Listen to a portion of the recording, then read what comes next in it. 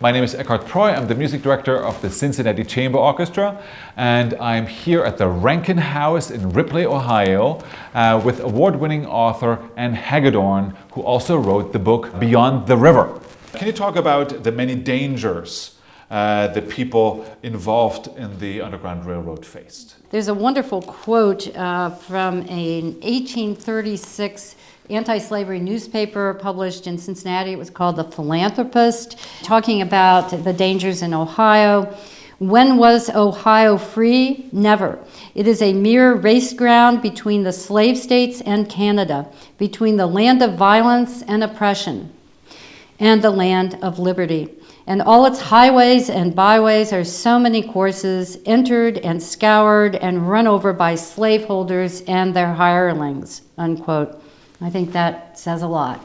Yeah. The fugitive slaves were at risk hugely from the moment they crossed the Ohio River all the way to Canada. Among the dangers to the slaves and to the people helping them were the slave catchers, yes. A kind of bounty hunter of the day. Can you talk about an example of a slave catcher and their methods? Yes, indeed. Eckart, the slave catching was a cottage industry. There were gangs of slave catchers. Some had their own private businesses.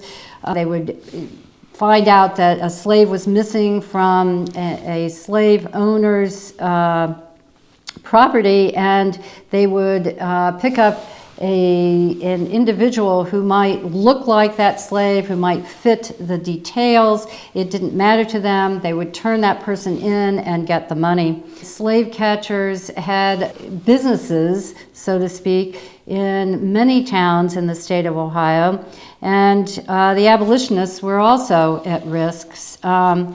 There were rewards on their heads also. There was a very famous sort of trick that occurred in 1839 involving an individual in John Rankin's network, John Bennington Mayhem, who was a minister and also a tavern owner in Sardinia.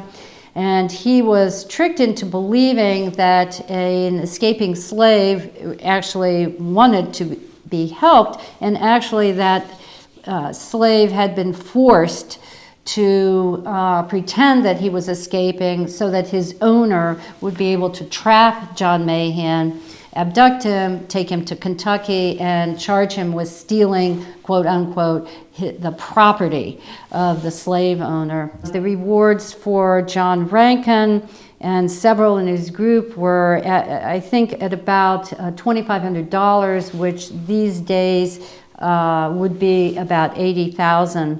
So they all felt the nasty grip of slavery's force.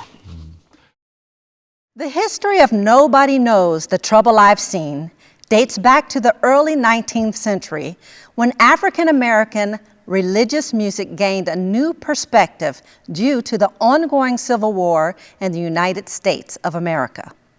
Similar religious songs were composed by slaves in the southern parts of USA, both prior to and during the war. The songs crafted at that time were meaningful in representing the plight of the residents of the southern states. They often depicted hidden messages with veiled protest against the anarchy and slavery. Some songs also contain words about escaping to Canada or the northern states. Nobody Knows the Trouble I've Seen expresses the pain suffered by the inhabitants, the slaves, and offers them hope through passionate religious beliefs.